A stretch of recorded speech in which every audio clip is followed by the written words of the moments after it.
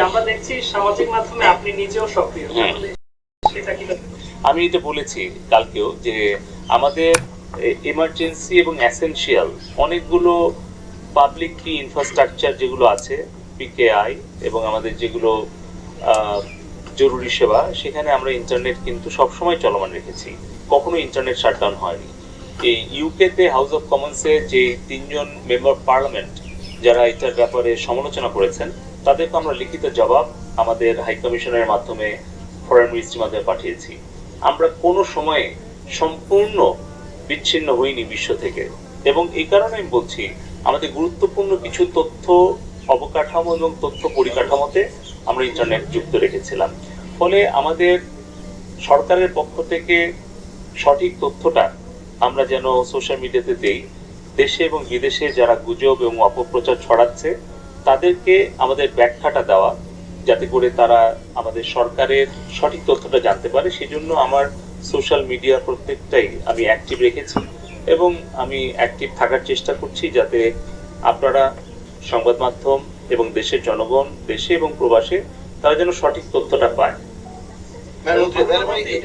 আন্তর্জাতিকভাবে বলা হচ্ছে যে বাংলাদেশ 5 দিন 12 ঘন্টা ইন্টারনেট বিচ্ছিন্ন ছিল সরকারের নির্দেশ। এটা মিথ্যা।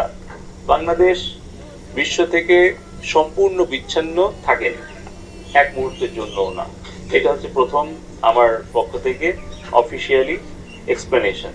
সেকেন্ড হচ্ছে, আমরা যদি স্ট্যাটিস্টার, আপনারা যদি এখনই যান গুগলে, দেখবেন যে সারা বিশ্বের সর্বোচ্চ সময় ধরে ইন্টারনেট বন্ধ করে রাখার তালিকায় টপ 10-এ বাংলাদেশ নাই।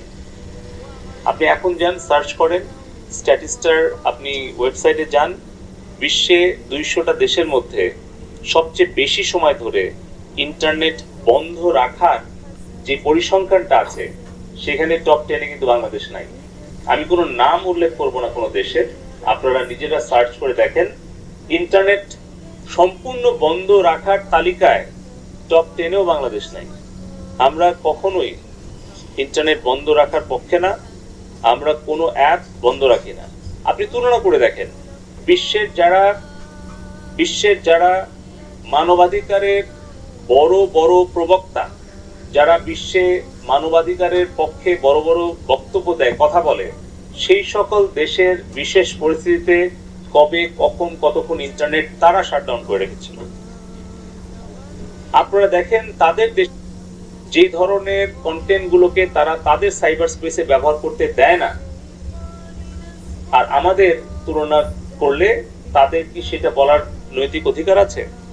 আমেরিকা, ইউরোপ, এশিয়ার যেই সকল দেশগুলো বাংলাদেশের বর্তমান পরিস্থিতি নিয়ে সমালোচনা করছে, কিন্তু নিজেরা নিজেদের বিষয়টা উপলব্ধি করছে না, আমি মনে করি যে তাহলে তাদের নিশ্চয়ই উদ্দেশ্যটা পরিষ্কার নয়।